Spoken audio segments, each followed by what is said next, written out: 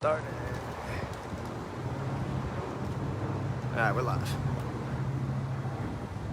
Yeah. Yeah. Yeah, I can. Right. It's all moving.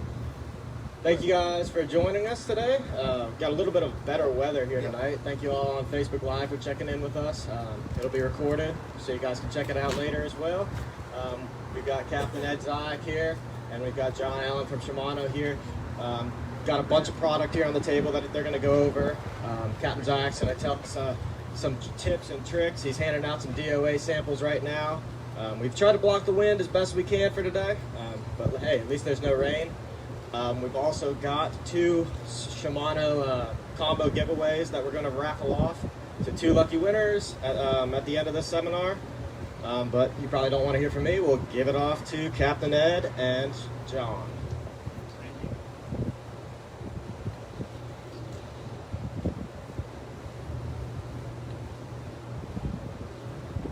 Okay, can y'all hear me pretty good with this? Yeah. Awesome, thanks for coming out. I was telling stories, but y'all just got here. My name is Ed Zyak. Been fishing here my whole life, and I've been guiding here for the last 20 years. So I've learned a lot, and I've fished all over the country, traveled, fished redfish tournaments from here to Texas, to the Carolinas. So I've had a lot of time on the water, and hopefully I can share some knowledge. And if you have any questions, just stop me. We'll chat. We'll talk about anything you want. I've done it all here. Then we're going to talk about snook fishing, something that's happening right now. It's pretty good. But yeah, any questions? I like that. One thing that I would say is super important is knowing where to look for the fish you're targeting. So if you're the fish that we were catching in August, the snook that we were catching in June, July, August, in those spots, they're not there. So if you go to the inlet and you're fishing around the jetties and it's June and the tide's going out, it's loaded with snook. But if you go there now, there's no snook. They've moved. So with any species, if you know what they do, where they go, it's going to help you be more successful when you head out to fish. There's a lot of water out here. So if you look in the wrong spot, you can be looking in a lot of wrong places. So understanding that they do move, number one, is super important. And then where they move, when are they going to move, why do they move? So you can go, before you even hit the water, you can go look and say, all right, kind of get a general idea where we're going to go look. We may be, they may not be there, they may be over here a little ways, but you'll at least get in a tighter zone. So we were just fishing right before Thanksgiving. John had some family in, we went out to do some snook fishing, and I've been working on my boat. I've been rigging it, I've been in Texas fishing, hunting and back, so I hadn't been on the water for a little while, but I knew traditionally with the conditions, the temperature had dropped a little bit. The other factor we had here was a lot of fresh water coming out of the St. Lucie, so we kind of randomly started looking in a zone, and they were there. And without some basic knowledge of where to start looking, we could have looked in a lot of the wrong places, but we have really, really good snook fishing here. What I've seen over the years is we have really a couple groups of fish in my mind when it comes to snook. We have snook that when it gets cooler, a certain group of them will move off the beach and they'll spend the winter out there. They'll be on structure near shore and they're comfortable there. There's food, there's temperature stability. And by that I mean it's deeper water, so it's going to cool down, but it's not going to drop as fast as it would if they were staying inshore here. This water out here, when that front came through and the wind was howling, it was cold weather, this water temperature plummeted very rapidly. So for a snook, that's pretty bad. They can't tolerate very cold water. So they pull off on the beach, they get on that structure, and they're happy. And then the other group of fish, in my mind, would be the fish that kind of go up into the backcountry, and by that I mean sort of migrate up the St. Lucie River, be in those back bays, residential canals, creek mouths, river mouths, deeper water with darker water too, darker bottoms. So, and it's usually adjacent to deeper water. Those fish are going to start moving. It's been my experience when I start to see the temperature daily on my machine in the low 60s consistently, that's when they're going to start going, and they're going to move further and further up. They're looking for the same thing that the fish that went off the beach are looking for, temperature stability. And the other thing they get there is that really dark, muddy bottom way up in the St. Lucie. It'll warm up quicker and it'll stay warmer longer. It'll hold that heat in. Where out here, it's just light colored sand. So when the temperature drops, it's cold, it's going to stay cold, and it's not going to warm up real quick. So I know where I'm going, I know what I'm looking for, and I will target those fish. My favorite time would be the last couple hours in the afternoon on a nice sunny day when it's warm and the tide's going out, post cold front. They're looking to feed. That's a perfect scenario. But you know, I'm gonna go fish whenever I can go fish. So maybe incoming tide first thing in the morning is cloudy, but at least, you know, I'm just telling you the perfect tide and the perfect time. So these fish that start to move up the St. Lucie River, like I said, they're going to be in canals and creek mouths, river mouths, around docks. And when I look at docks, I like the oldest, nastiest dock I can find. Barnacles, a lot of growth. That's going to hold a lot of the bait fish and really bring in those fish looking to ambush those baits getting swept through the dock. I'm going fast, so if any questions on that stuff, just stop me. We can talk. But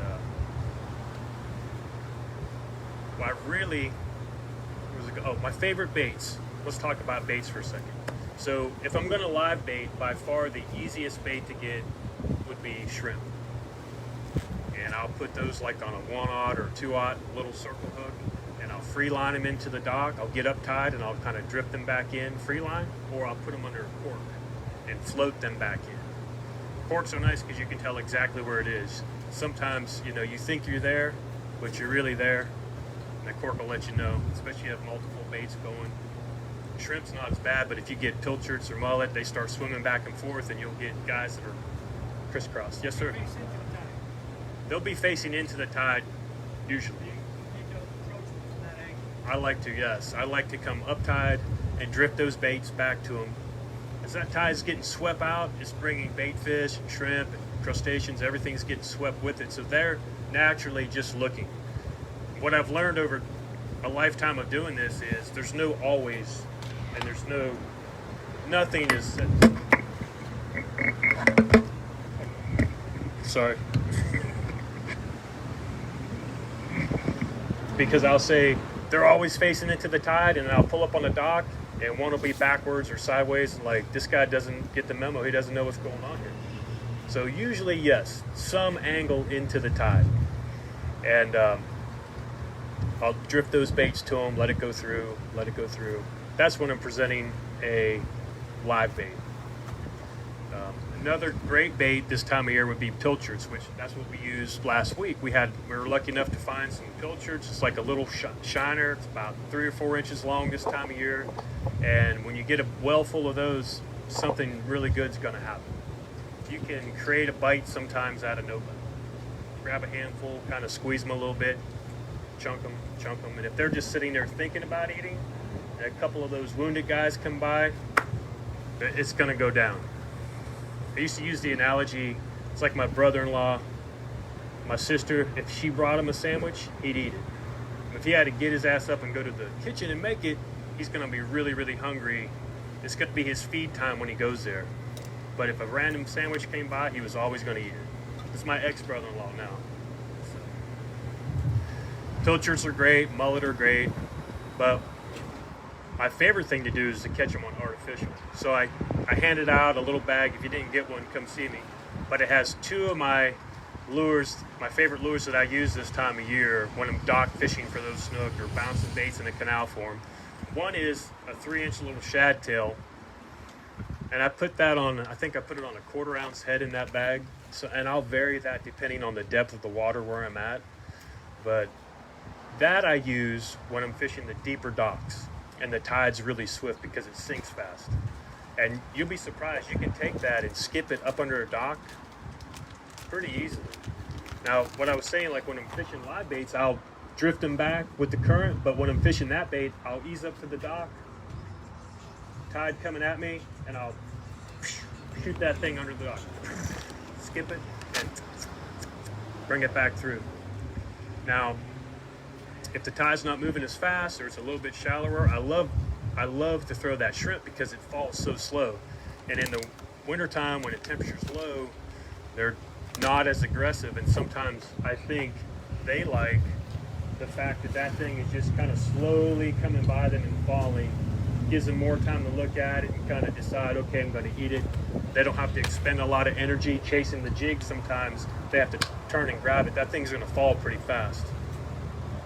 Those are two of my favorite baits. Now, I'll throw some hard baits and different things and I'll show you, but those are my go-tos because those always, if there's fish there, they'll eat those things.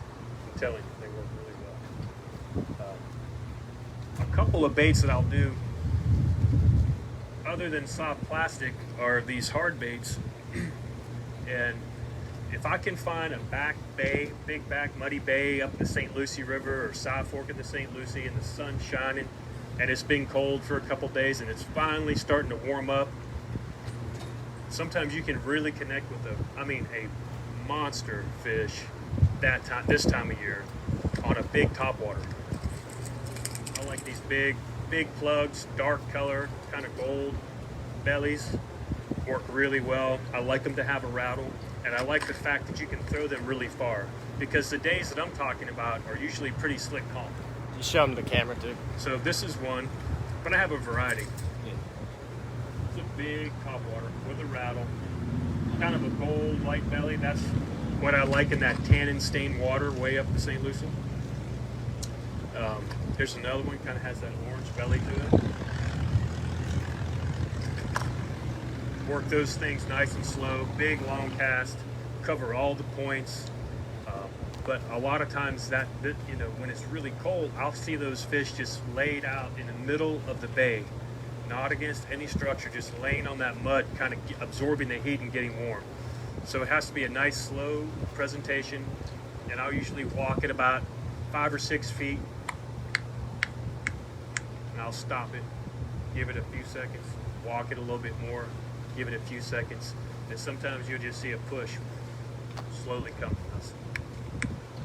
Twitch, twitch, twitch, twitch, keep working it, let her look, and it's kind of a tricky little thing. You want to tease them a little bit, not quite let them get their nose on it, keep it right ahead of them, but you don't want to go too fast. And a lot of times those big ones, when they come up to eat it, there's a big push of water and there's a lot of stuff happening. It's not always a giant whoosh explosion, especially when it's cold. They're just trying to get on it and you can't really see, and you're looking, and a lot of guys will freak out and pull it or speed it up or do nothing. A lot of times when you stop it, they'll actually go over their head, or you pull it too fast, you pull it away from them.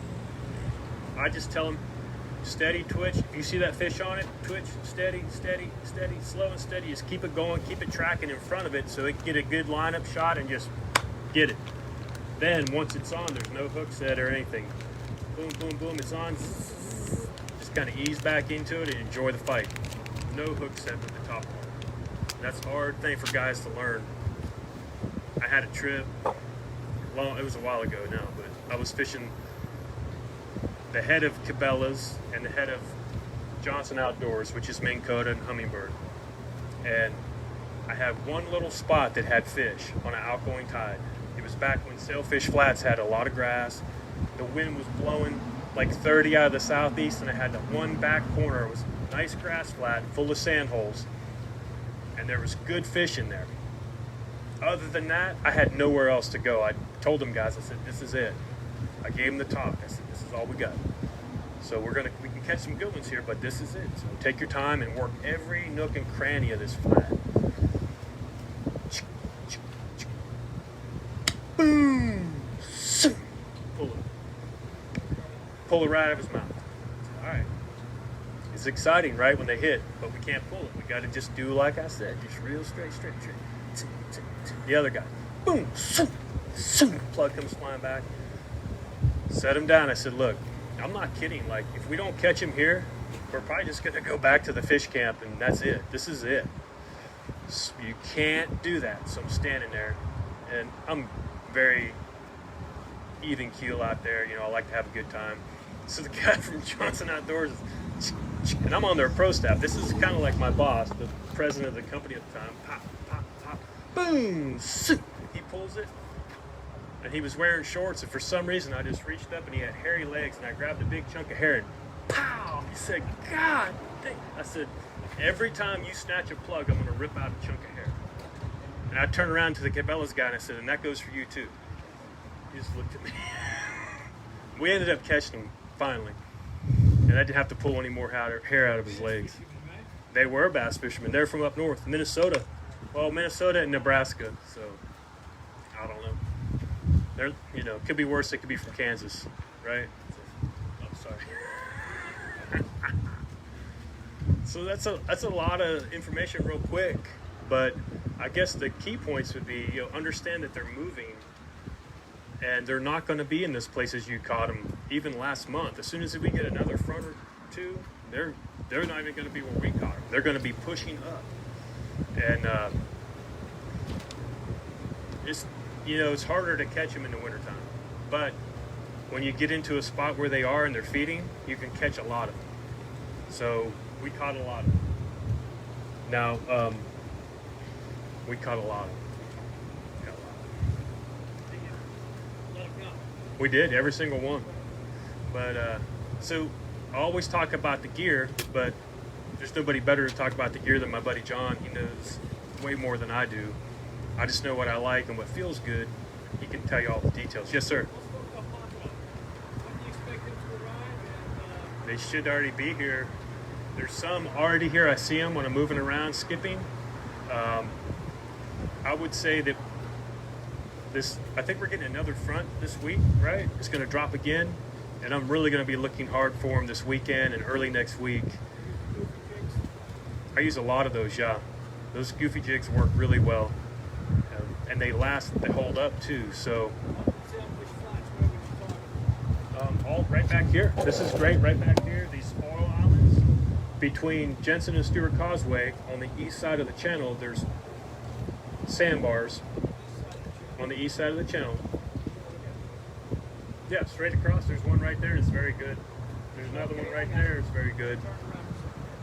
Yeah, and when they dredged that channel years ago, they piled up dirt and there's spoil islands, and those pompano will get up on there and feed all around it. So I like doing that, because sometimes when they get on sailfish, it's chaos. It's like Boca Grande Pass tarpon fishing. There's boats everywhere, and I like to get away from people when I fish.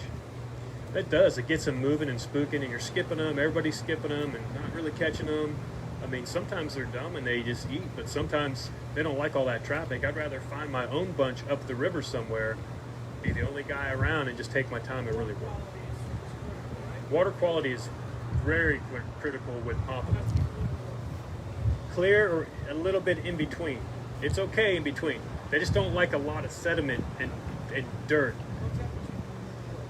I like 62 degrees. Yeah, that's like, when I see that and I see pompano, I'm like, all right, we're going to do this.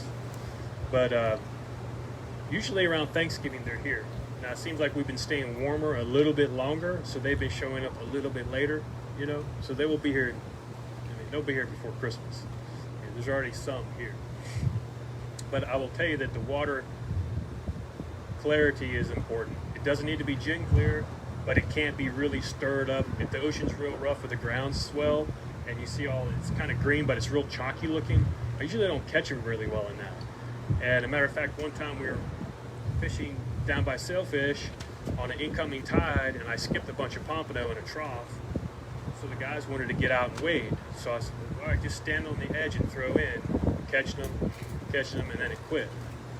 Well, let's just keep moving down. Maybe they moved. Oh, here they are. And then I noticed every time we moved into a little bit cleaner, we caught them.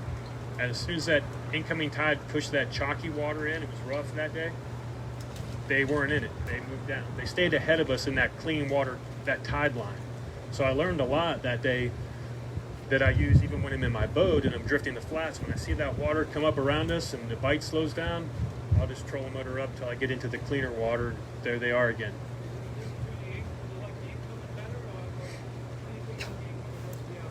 Well, yeah, water has to be nice. Depends on what species I'm looking for. So with the pompano, I've caught them on both tides really, really well. For the other species like snook, I like lower stages of the tide just because it gives the fish less places to be. So, you know, if we have a really high tide, they can spread out and be anywhere. If it's super low and you get a lot of sandbars exposed and you're out like on the flats and the water's dropping, well, now they have to be in a tighter little zone. So, and I just kind of have different spots that I like on different tides, the way the water sweeps in.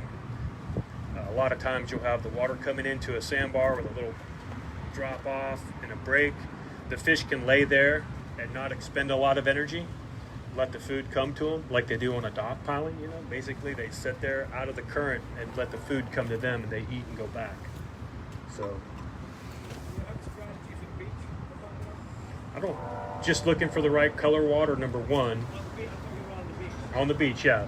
You know, sometimes you'll pull up, go to up on the walk over the dune, you know, look, nah, keep going till you see the right water.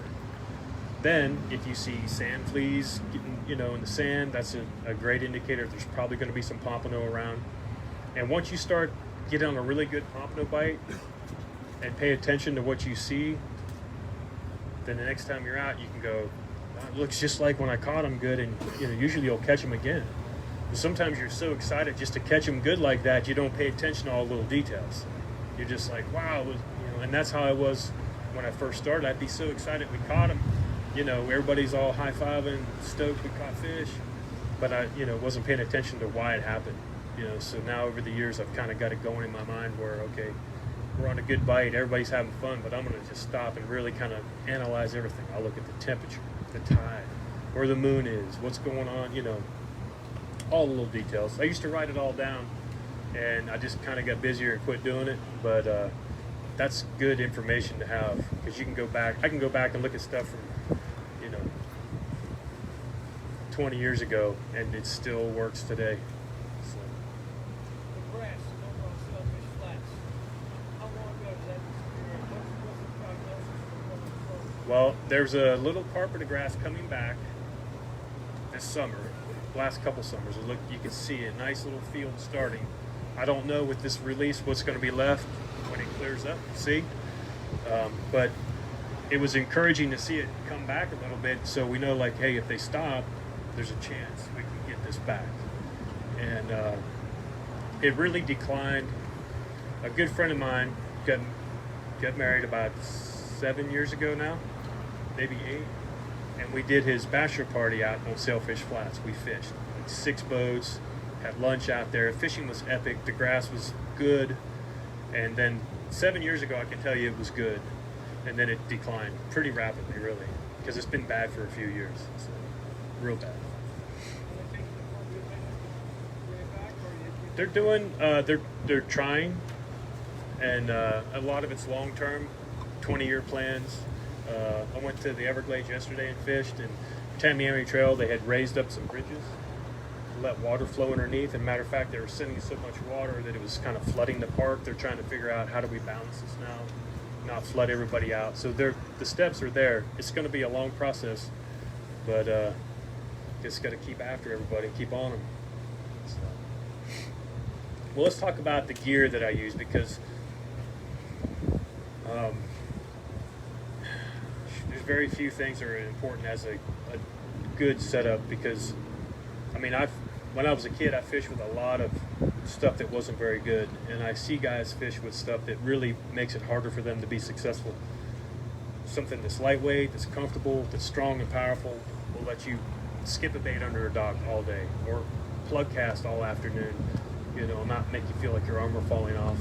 So I've been using Shimano stuff since I started fishing. Last 20 years exclusively, and it's super high quality stuff. What I really like about them is they always keep making it better, and they listen to the guys like me on the pro staff. You know, I was sending Stratics back 15 years ago that, you know, I was ripping the gears out of because I was fishing braided line and hooking those big snook, and, you know, really wasn't designed for that. So they looked, took it apart, figured out, hey, they come out with different technology and ways to produce those gears that made them stronger, reinforce the drivetrain. So it's always getting better. So the Stratic today is, I don't even know what it would it be a Stella back 15 years ago? And that's one thing that they do is, you know, the Stella is like their flagship model. Has anybody ever felt a Stella, Shimano Stella reel? It's like pure sweetness. And they're always making it the best that it can possibly be. But when they get something better, that technology goes on down the line. So they keep getting better, and the reels keep getting better. So what's really exciting now, I was just checking these out when I walked up, are the new rods.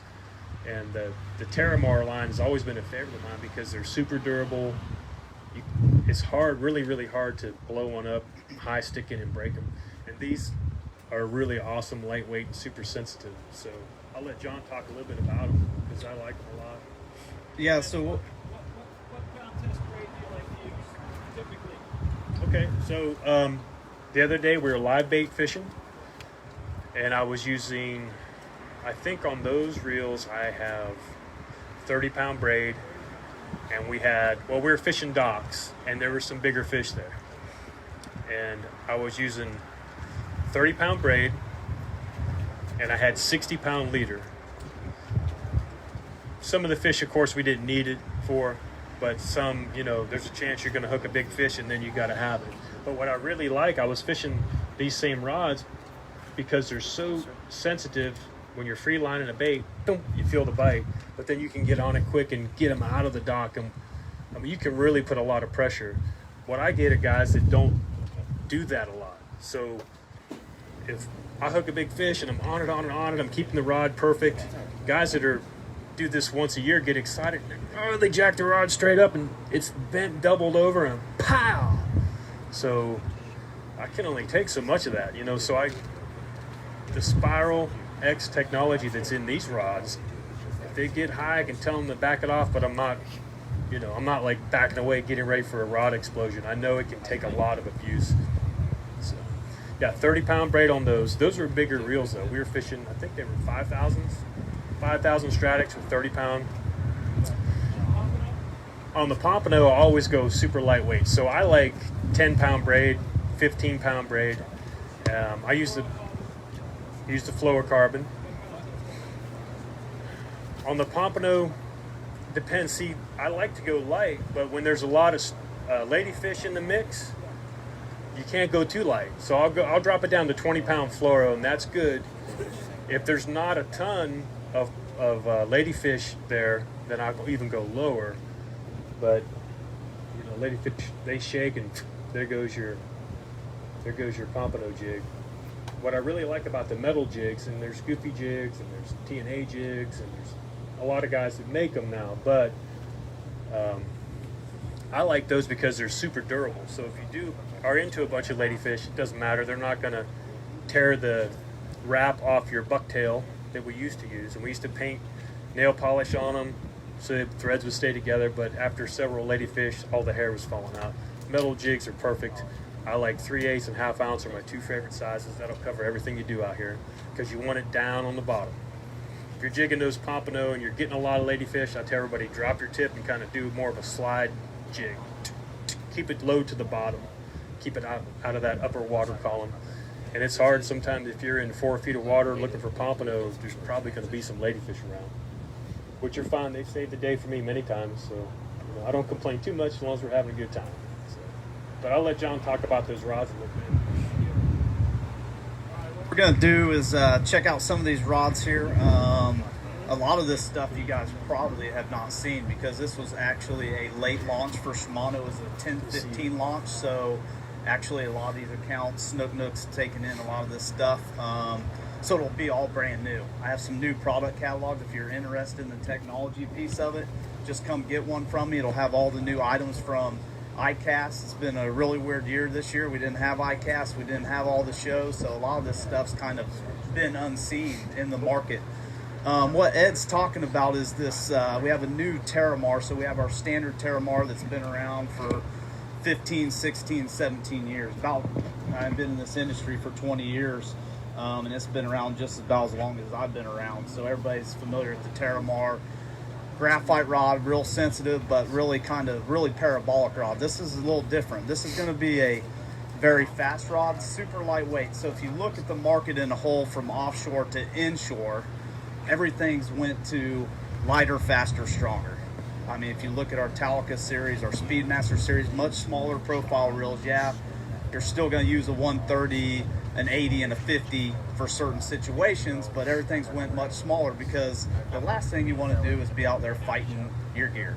I mean, you don't, you know, you want to enjoy the day, you want to have a good time fishing, and you don't want to, you know, like I said, be fighting your gear. So what we've done here, Shimano has some proprietary technology in their rods that nobody else has. So there's nobody else that does what we do on this specific rod here, and I'm going to tell you about that. So we have two technologies, and the two technologies we have, so this is a Terramar XX, and you can come look at them here.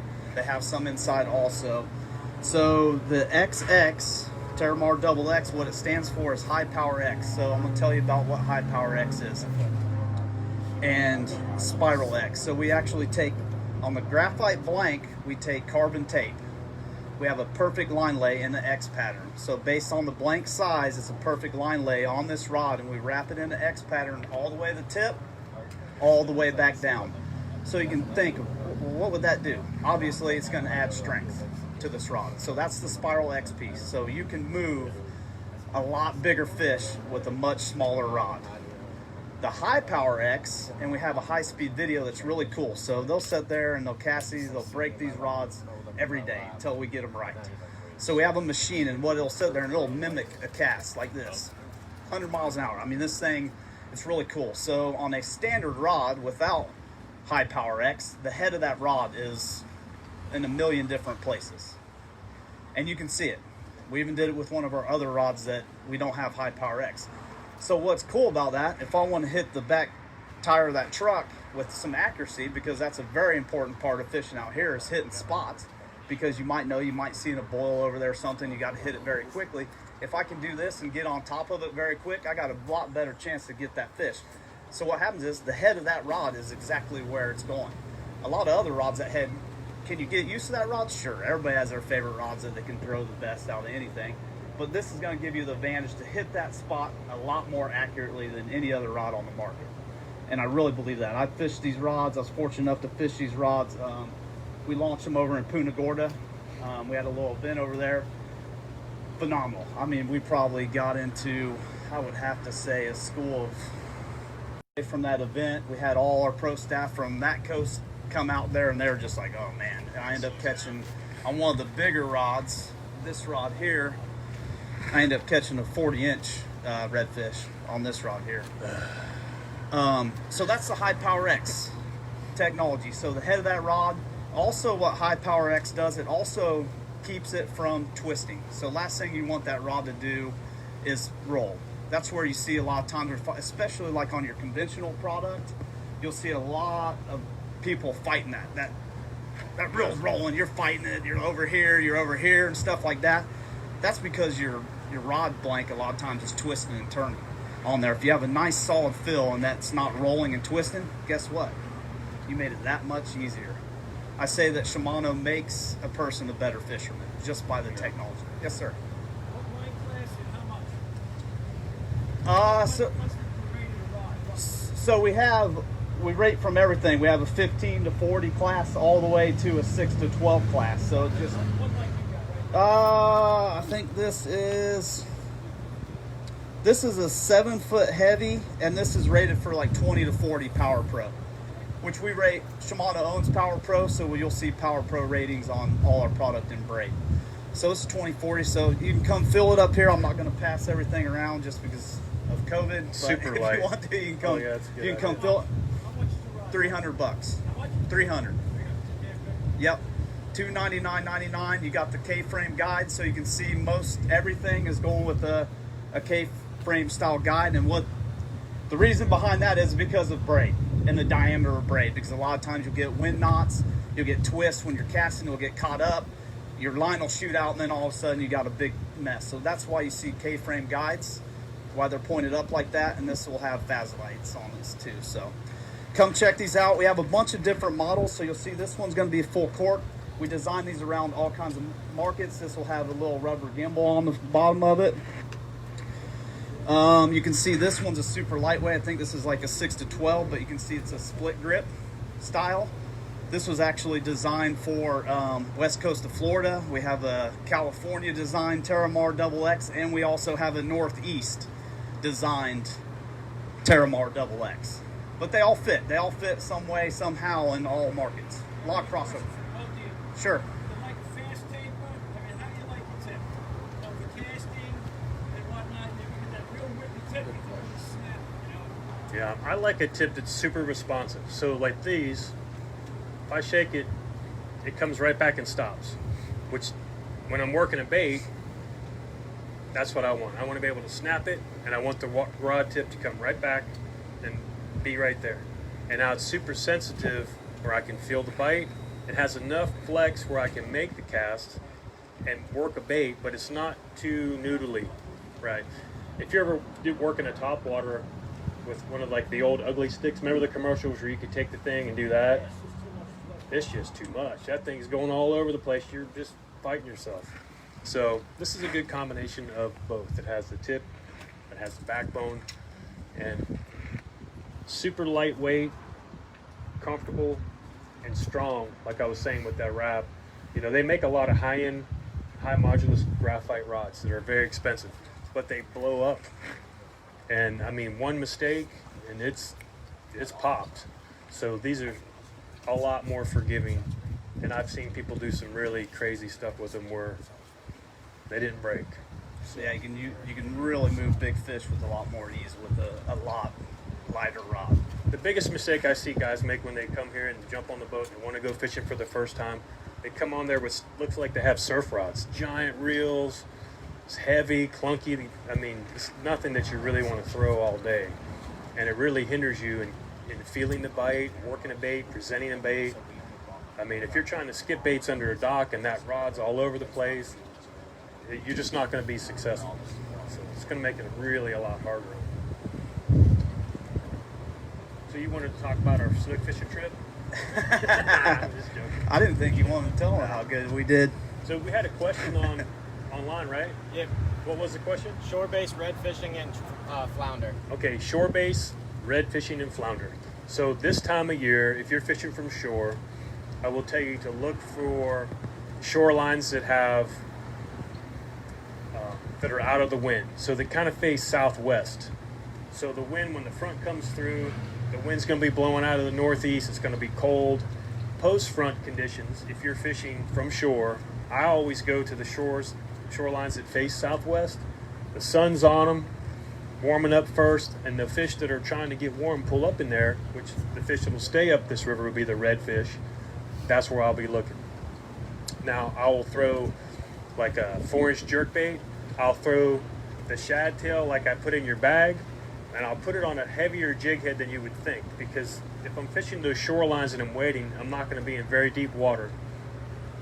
But what I really want to do, because it's so calm, and those fish are really laying there for warmth, they'll feed, but they're really laying there to get warm, and they're in the sun. I want to throw the bait as far away from me as possible.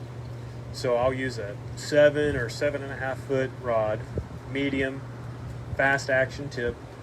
I'll use my 10-pound braid. I'll use that 20-pound fluoro, and I may take a 3/8 ounce jig head and put on that jerkbait, even though I'm presenting it in 2 feet of water. I certainly don't need that heavy of a jig because of the water or the current, but it can allow me to throw it. I mean, I could hit the house across the street with it. The fish have no clue that I'm there. The other thing that I see it do, and I do a ton of sight fishing. I've done it, that's my favorite. So I get to watch the fish and see what they do. So I'll bomb that thing out there, and I'll watch the guy jerk that thing. Every time it comes up and goes to the bottom, it hits and leaves a little. Every time you snatch it off the bottom, because it's so heavy, it really displaces a lot of bottom. And if it's a little bit of muddy, softer bottom like they're looking for, it leaves a little poof.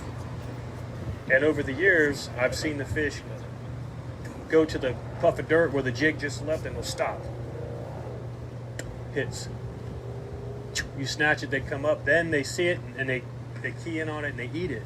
And that's what the baits that they're looking for this time of year is doing. It's going to leave a little on the bottom. If a shrimp's kicking or a pinfish is flipping off the bottom or a crab's moving, it's going to leave dirt. And that's what they see as, hey, this is going to be a meal. They just connect the dots, and boom, they got it. So this time of year, if I'm fishing from shore, I'll always look for shorelines that are kind of in the league, and definitely use that trick of a heavier jig head on your baits. So, what do you think, John? You fish from shore. First thing he did when he moved to town was catch like a 30-inch trout from shore. Yeah, very first time. So, yeah, I think I got broke off by a bigger one before that. What did you was catch? kind of mad. What did you catch? I actually caught it on a mirror lure. A little bitty 14 MR, little jerk bait, and it was same thing, man. It was a west wind. It was nasty. The water's dirty, but I did see a lot of little, glass minnows and stuff in there, and right up here. That's suspending twitch bait, the Miradine. Yeah, right. That thing is pretty deadly, and there's, a lot of the companies use Zuri makes one, Mirror makes a really nice one, Rapala makes a really nice one. That's cool too, because you can present it. We're talking about presenting it slowly. You can fire that thing down the bank and just twitch it and let it sit there. And he has all the time in the world to kind of eyeball it, twitch. I'll give you a for tip. The camera. Shimano didn't have a lure out at that time, but they do now. I will give you a. The Colt Sniper twitch bait is dead too. Yeah, we'll go over that here in a second. I got a few here. I'll give you a tip though on that.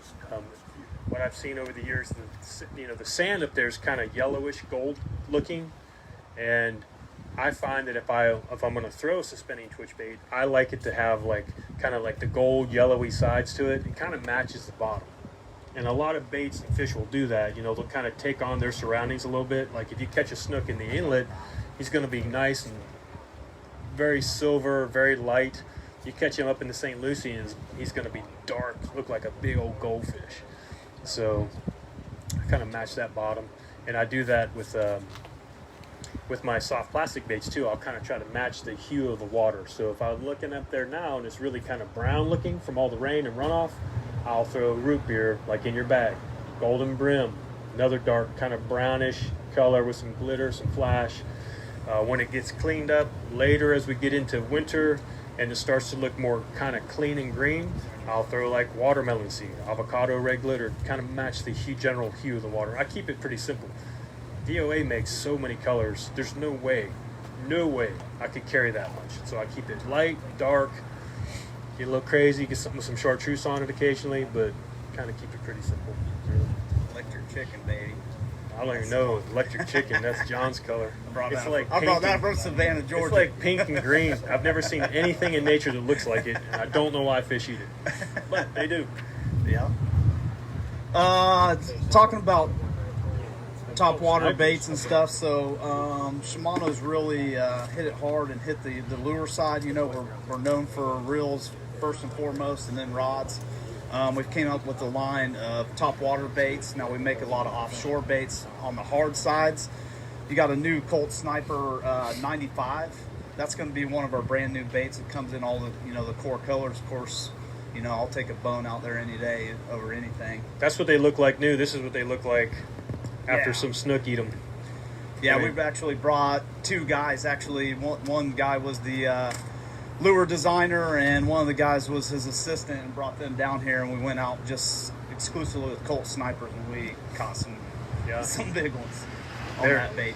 And I told them guys we had a great day, and I like nice guys. I said, look guys, be glad to take you out anytime. Let me know next time you're in town.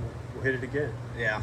They called me 6 hours later and wanted to go the next day. I was like, it's kind of something you say when somebody's leaving. They'll come back next year and fish, but okay, we'll go tomorrow. What's cool about that bait also, it has a propulsion system, so there's actually a weight transfer system inside of that on a slide, so that weight will actually slide to the rear end of that bait. So when you cast it, I mean, you could bomb it clear to the house across the street from here. It's really, and then that weight actually slides back to the front of that lure. These float. Yes. Some do. Yeah, some float, some suspend, Yeah, you got some sink. suspending. So you can see, you know, like in this bait, you can actually feel that weight transfer system, and we make them both in a silent and also a loud. They rattle. Yeah, rattle. Is Yep. that the firm? Yeah. Most of the time, you'll see on a lot of baits that will Yeah. make some type of noise. Now, like I was talking about back in those bays when it's slick calm, sometimes I don't want the big rattle. See, Sometimes this is a big rattle. if I'm throwing the big rattles and if I see a weight going away, I'll say, okay, let me chill, get without the rattle and just do a silent walk. The fish are different. They're funny. Sometimes, sometimes you can't figure them out. Sometimes you can do everything right. You think you got the pattern. You go out, do the same thing. They don't like it. Kind of like dealing with my wife. Think I got it figured out. Next thing I know, I come home, it's something different. But all joking aside, but yeah, I just pay attention to the details, because if you see a lot of wakes pushing away, something's not right. Just, it's better just to stop, try something. Maybe they want a suspending bait. Maybe they want something without the rattle. Maybe they want a soft plastic, just crawling on the bottom slow. And Tie them on, or do you have a snap? they come with a split ring, Yeah, they come with actually a split ring. which I really like, especially on the big fish, because normally I would tie a loop knot, but that's a wear point. You're fighting the biggest snook of your life and you got a loop knot on there, and he's shaking and pulling. He's on that loop knot the whole time. I can take the Colt Sniper with the split ring, and it's good quality split rings, and tie a single uni knot, cinch it down tight on that split ring. Now there's zero wear point there. So that is something I used to do years ago. Like if I knew I was targeting big fish on top water, I would replace the hooks and I would replace the split rings. Well, these lures come out of the box ready to go. There's a split ring where you need it. The hooks are heavy. It's good quality stuff. And you can see they're pretty beat up in my box here. So they're good. I think a lot of I them. don't even know what time it is. Let's talk a little bit about the technology behind the reels here. This is an Ultegra, so this is actually right below Stratic FL. So Stratic FL was new last year for 2019. I think we launched the FL series. I'm pretty sure Stratic. So this is the Ultegra. So something neat about Shimano that you guys might not know is Shimano is Shimano. The factories in Japan and Malaysia are Shimano. We own everything about it. We say everything that goes into the reels, we design them exclusively for them. So it is all owned. Nobody else has any input in these reels. They're all built in Japan. Something that I like to say is they've been building bikes since I think 1921, when Mr. Shimano said, I can build a better bike than what's out there. Well, what's a bike? A bike's gears, brakes, and bearings. That's what this is. We're the best at doing that. You'll see the highest competition bikes have Shimano gears, to a bike at Walmart will have Shimano gears. So we know what we're doing. That's why we have a Stella that's $1,000 and we have an FX that is, $20. So there's different technology goes in it. So one of the neatest things I think about this is the gearing. So we are the only ones in the industry that will cold forge a gear to completion. So this press gear under 200 pounds of force. It takes most all the imperfections out of that gear and is a complete gear, done, finished. We don't have to machine it. There's no machining that goes into them or anything. We're the only ones in the industry that are capable of doing it. Makes them super Right strong now. and super smooth. So years ago when we were ripping the teeth off the gears, they were like cast gears, and that's what a lot of reels still have. They looked at it, changed it, made it better.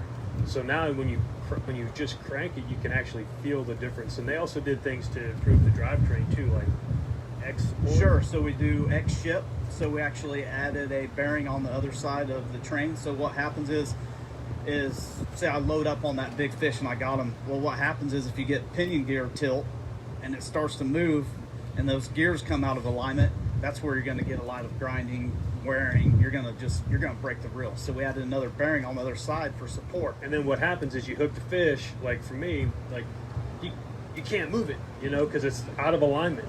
So now you hook that fish, and if we're fishing these big fish around structure, you have the drags hammered, so all that force is on it. You got that rod locked, and you go to crank. If the gears are misaligned, the guys can't turn the crank. And I'm like, what do you mean, turn it, you know, and then, you know, it took me a while to figure it out. They figured it out. Now it's lined up perfectly, so it allows you to apply all the power you can right to the fish and be able to crank it. It's like trying to crank your boat on a trailer with a crappy winch. You know, you're fighting it. When you got a good one, you just roll it right on up. Yeah, and that's one thing you'll notice about Shimano. If you guys, I don't know what you guys currently fish right now, but if you've never tried a Shimano, just pick it up out of the box. Super smooth. I mean, that's the first feeling you have on the Shimano reels, how smooth it is. Super compact reels, Pagani gearing, we talked about that. We also have propulsion line management. That's something that we did. If you look at old models, it'll have a flat spool lip. We actually just propulsion line, we just beveled that lip where it goes like, so it makes a lot of sense. So when your line comes off, it comes off unnaturally anyway on a spinning reel. It comes off in loop. That's why they don't troll with spinning reels, or you have to put a ball bearing swivel, because you're putting a line twist in it. It holds memory. So what happens is, if I had a flat lip here and I cast, it actually will slide off. It hits that lip and it expands that loop. By propulsion line management, it comes off clean, smooth, and it has that very small first stripper guide to go through. Well, it's got to condense so much to get through there, so it actually, you can't get a great cast out. It stops the cast. So by propulsion line management coming off cleaner, smoother, smaller, you're getting a lot more So when you distance by it. cast, So it's just small. If you cast and look down at the water, you can see the line coming off. So where it used to come out like this and have to go through that first guide, it would decrease the distance of your cast, number one. So by them beveling the edge on that spool, it tightened it up. So now you look and it's narrower, it goes through that guide, and it definitely improves And that's the been casting around distance. for That's been around for a little while. That's been around for a while, and I think it's just a really neat technology. When we were that we have. redfish tournament fishing, that we had that technology. The other team didn't have that technology, and we were throwing in big sand holes. We're on the west coast of Florida. We're both guys fishing the same flat. We happen to be on the same boat company, not the same rod and reel company. He's here, we're here. Hit potholes. And I'm throwing a jerk bait, and I'm hitting potholes in front of the boat. And what really got him was I saw the pothole and I saw a little flash. And a lot of times those redfish will kind of belly flash. I saw the flash. He was waiting to make the cast so he could hit the back side of the hole. When you're pothole fishing, you don't want to plop it in the middle. You want to hit the back and bring it through. I punched it out there, caught the fish in front of him, and he was like, what is it? How are you throwing it 50 feet further than me every time? I'm like, right there, Rick Murphy. That's who it was. Anyways, that was the casting distance technology. So another new reel that we have is Vanford. This is a CI4, carbon interfused. The 4 stands for 4 atoms, but this is going to replace, I don't know if you guys are familiar with Stratic CI4. We're dropping the name of Stratic on the CI4 series, and now it will be a Vanford model. I suggest you come fill this reel. It is by far the lightest reel out there. So just, that's a 4,000. So just like we were talking earlier, he was talking about Stella. If you know Stella technology, everything kind of trickled down effect. Once we come out with the new technology, it's going to go in Stella. Then we're going to bring it out in a lot of other reels. This reel's brand new. We just launched this reel.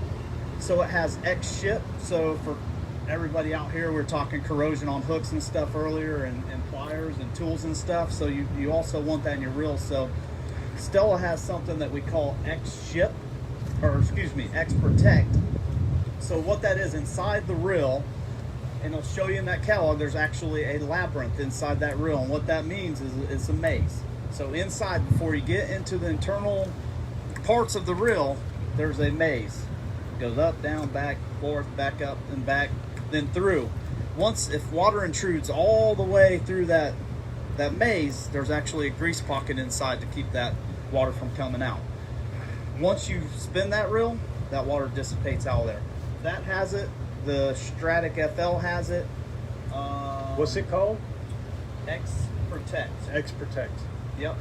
So even more corrosion resistance in that reel, and they're always doing something. It's always, the Japanese are pretty impressive. I work side by side on with those guys on, you know, a lot of different stuff. And like Eddie was saying earlier, we take stuff to them. They always try to figure. They're great engineers. They always try to figure it out, and they fix it. If we see a continual problem on something, they're going to fix it. I promise you. Yeah, they always want to make it better. It's pretty amazing to watch those guys work on stuff and the technology. You know, you always think, well, where can a reel go? Where can a rod go? There's got to be a point. They always impress. We're always the leaders in the market on coming out with new technologies that make you more efficient fishermen. Feel this. That's what I said. Things. And another thing we did too is we went with long stroke spools, so that'll also add casting distance. Instead of shorter, stubbier spool, we went with a longer spool, and what that does is a better line lay, comes off cleaner and smoother off that reel also. To Ed from John, thank you for helping with the seminar tonight. This is so nice. Merry Christmas. This is a seriously nice setup. I don't even know. How many of you guys fish offshore too? A lot of you guys, or do a little bit of both? So another reel that you probably haven't seen, that some of them trickle out on the market. It's been really hard. It's been a crazy year. I mean, with the demand this year is bar none, like I've never seen it. Like I said, I've been in the industry for 20 years. I was in retail prior, been doing this for 14 years as a rep for Shimano and a bunch of other brands. The demand is just crazy. So we have a new Saragossa reel that came out that's just really taken over the market for it. This is the king of kings when it comes to saltwater fishing. Now you still have the Stella Twin Power, then you move into Saragossa, just a great price point reel. Has all the bells and whistles that Stella has moved down here, other than a few key features. This reel is really taking over the market. This is my #1 selling saltwater series by far, is the Saragossa series. Just amazing technology. Same thing, you know, X-Ship, X-Protect, Pagane gearing. That's what we call our cold forging in there. Just an unbelievable reel. That'll come from a 5,000 to a 25,000 series model. One thing that's cool with this being so light that I'll add, because one thing we did when I was really trying to get more distance is I would go to the 4,000 because it had a bigger spool. It would allow me to cast a little bit further. You know, where even though I really could have done it with a 2,500 size, but it was always a little bit heavier. This is so light. This be a long distance attack weapon right here. There's a lot of other stuff here too. I can go on all day. Y'all come up and feel it. You know, you have the Talus PX, which they're carrying also. So this will have high power X. It won't have the spiral X that this has, but it has high power X that deals with the head of the rod, perfect accuracy, and also the twist. Spiral X, it also deals with strength, because the first how you get break is the hoop breaks down.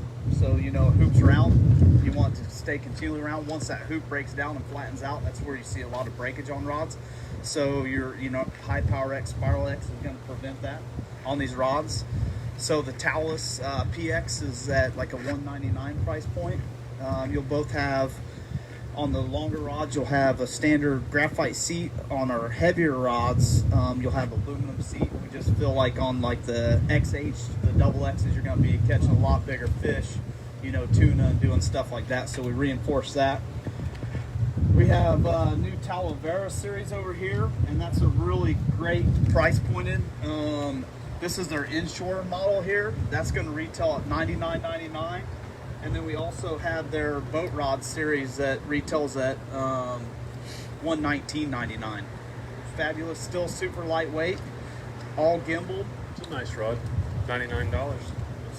You'll have it in a, yeah, I mean, that's a phenomenal rod for the price. You'll have it also in a spinner. Everything's gimbaled.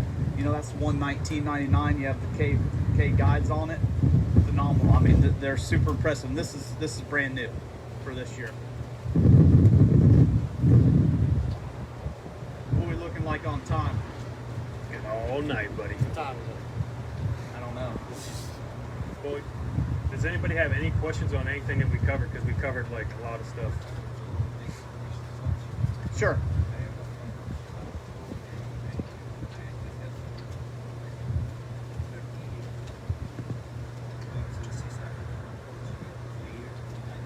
Uh-huh.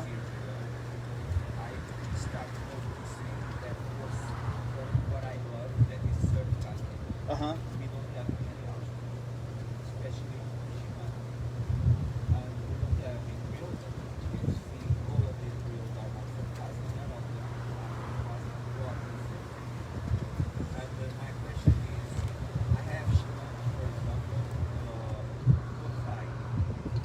Uh-huh. Yep. Nice work, John.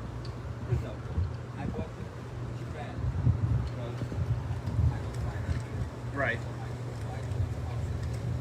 So in case these reels have a problem, should I send them back to Japan?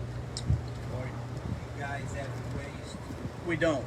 So how that works, so Shimano has a whole bunch of different, they have the Asian market, they have the Japanese market, the Brazil market, the United States. We're all separate entities. So Shimano USA will not take in any, because they don't know, it's different technologies a lot of times. Japan, I mean, JDM product is huge demand, especially with the slow pitch stuff, so they will not work on any foreign products here in the United States.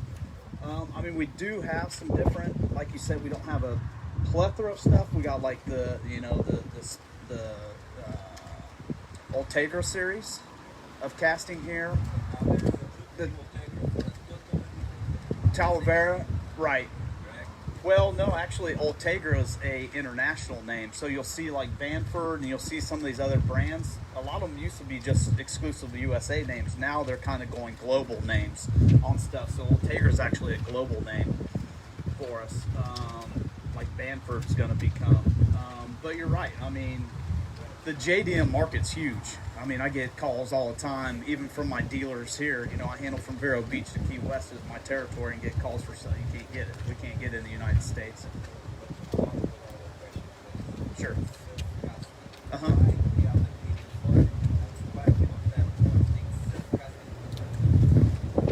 Yeah, that's a, you know, that's a good, yeah, I mean, that's a very good question. I came from the Carolinas, the Virginias. Yeah. Yeah, I don't know. That's a good question. And I thought, you know, it's not,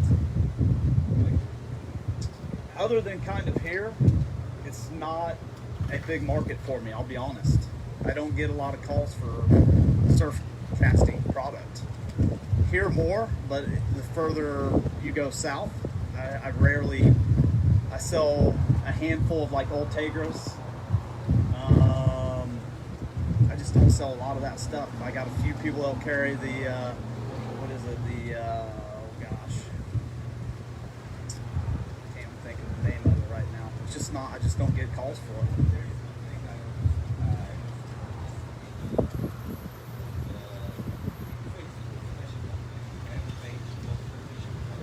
Uh-huh. Yeah.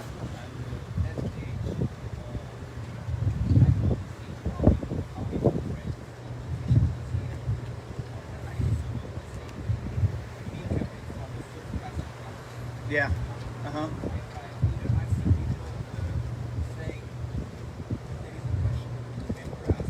Yeah.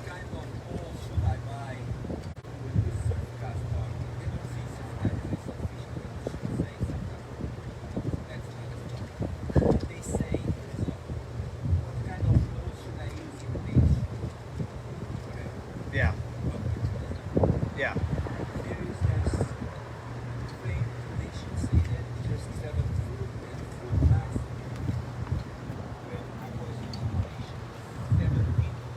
Right. Okay. Yeah. Sure. Here I give us the 15 because I think it's here. Okay. Even there, 17 fishing. Yeah. Very we are coming from a long run fishing classic on the earth. But still, it's like sometimes when I say talk about these people, what doesn't know or are so used to know that it makes you almost go and say, what? This saying is just tell you guys that a long rod casts here over there according to the other case. Right. Sure. Yeah. No, you're. I can cast over far my life. You don't need to break on so perfect. Right. That's good that everyone decides to be proficient impossible. So fast, any weight that this rod can handle, the best rod and the best weight. Sure. With a strong ocean, on the inside. So now we have to think that we must integrate long rods so you can close guardrail according to our needs. That's why I think Shimano is not teaching people. I think seminars like this are also for kids because change the screen. Yeah. Good stuff, good material, like Shimano, etc., etc. Good stuff. And I got here in the US, especially where you live. Yeah, Terralejo was the rod I was trying to think with surf casting series here. Yeah, you're right. I mean, even if you go, Florida's unique on that because when I first came here, I thought that it would be huge, the surf casting market. I don't know, sell a ton of it, but it wasn't like that. Now, if you go to like Ocracoke, North Carolina, or Yeah, you there go you go. into Ocean City, into Maryland and stuff, into the stripers where I came from, those areas before I came a rep here, I was a rep there. That's traditional surf. That's where you're going to find the guys lining the beach with these, 15, 17 foots. Here, it's totally different. It's kind of, I look, because I go out there and do a little bit of it myself, because I got a family, we'll go to the beach and I'll look, and it's just kind of a, hodgepodge of a bunch of different stuff, different length rods, and you just don't. You don't have a big fish when it comes to shore, like the stripers. Right. Yeah. They can be big ones.